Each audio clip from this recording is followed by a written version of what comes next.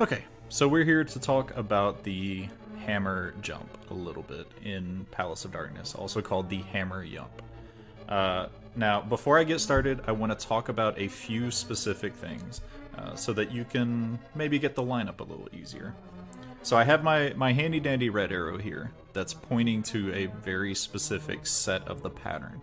And that's the first thing I want you to focus on is the pattern on this bridge that I'm on and the bridge below me to the left. Because this is the same pattern that is right outside of the big chest that you want to get the hammer from, right? So this pattern, it looks kind of like a tile pattern and everything, but my arrow is specifically pointed to the horizontal parts in the pattern. So if you look at where my head is and just above and to the left and right, either side where the arrow is, those parts are horizontally straight. That's the part that you want to match up to your menu when you're buffering. And this will help you get the visual cue for whenever you decide to go for bufferless strats. But for now, buffering is probably going to be the easiest approach. So those horizontal lines are what you want to line up with.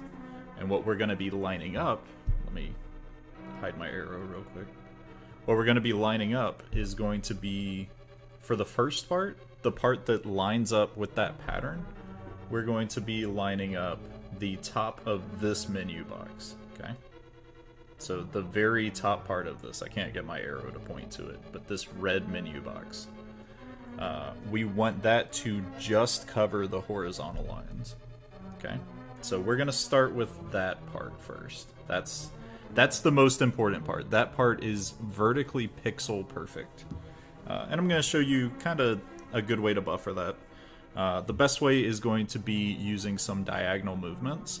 And the main way that we're going to know that we're lined up on the right horizontal part is Link's head will be lined up with the bottom of the platform over there that has the big chest. So I'll show you that momentarily. Okay, so right there, you can tell right before I paused, his head is lined up with the bottom of that platform, right? I'm gonna let me fall so I can walk out and back in. But that's where we want to be. And then we're gonna do the second part, which is once we're lined up around that, we start to, I went a little too high there. But if you look above, just above the red box here, you see those two horizontal lines, right? I'm gonna point those suckers out right now. So these guys right here, we want to cover those, just cover those, with the red box in our item menu. So we just barely want to cover them because that's the pixel we need to be on. So we're gonna cover those up real quick. We'll use a little bit of diagonal movement to try to limit the number of pixels that we move.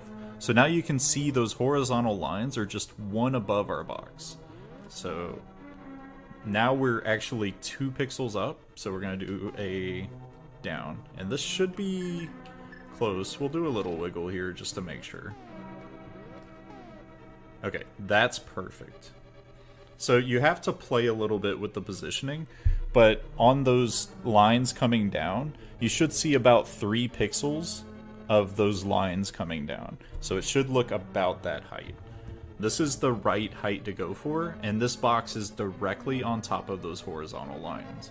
Okay, and the vertical lines that I'm talking about that need about 3 pixels are these. Okay, it's these two. Okay, so we're on the right horizontal pixel.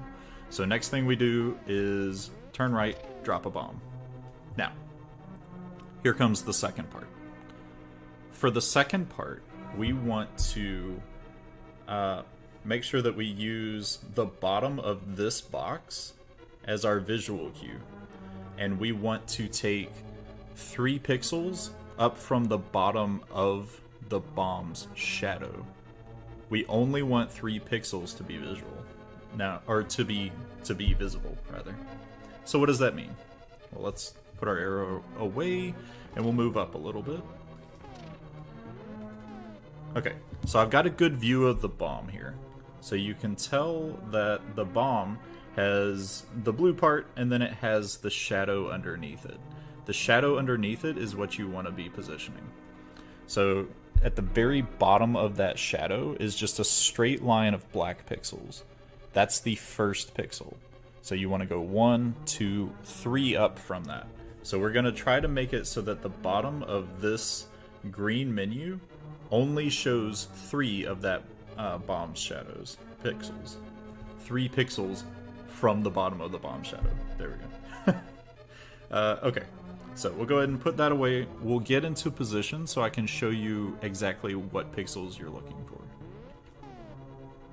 That's about 4. So let's do a little wiggle here. That's 2. I'll just go ahead and give you a second to see why I'm saying that's 2. Bottom black bar above it. Let's do an up left movement.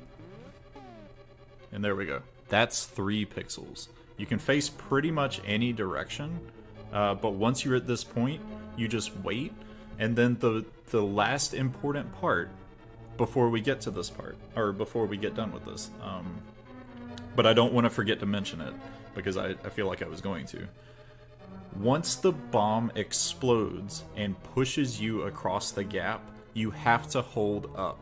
So when it's pushing you into the railing, you will get pushed out of the railing unless you're holding up, at which point the game will actually let you clip through the railing, okay?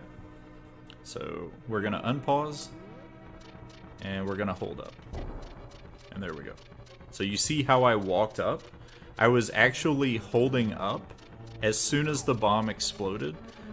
And you have some leeway to do it, right? You don't have to do it as soon as it explodes, but around the time that you get through this corner gap, you should be holding up.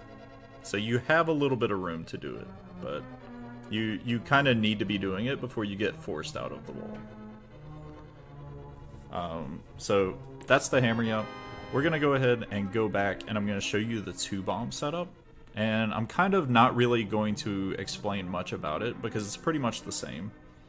I like to buffer it a little bit still, just because, well, I like for it to be accurate. So there's not really a better reason.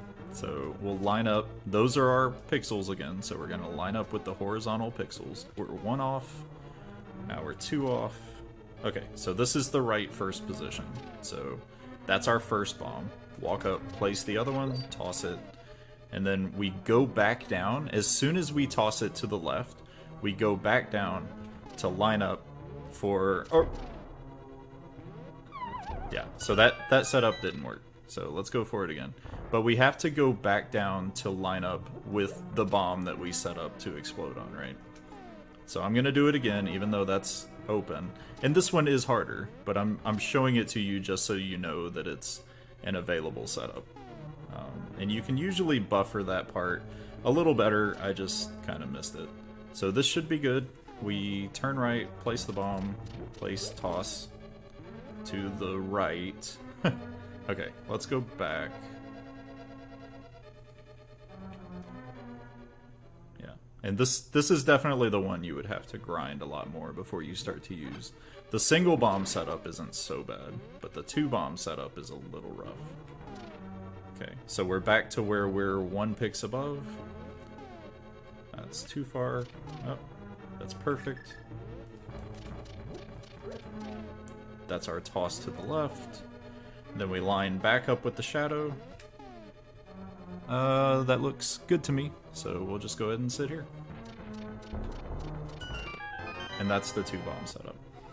So basically you get your first bomb positioned, and then you use the time that you normally use to position on the bomb's shadow to place another bomb above you so you don't accidentally pick up the one you placed to the right of you. Toss it left, and then move down quickly. And if you see the bomb start to explode, buffer your start movements very carefully. You can technically buffer with select as well.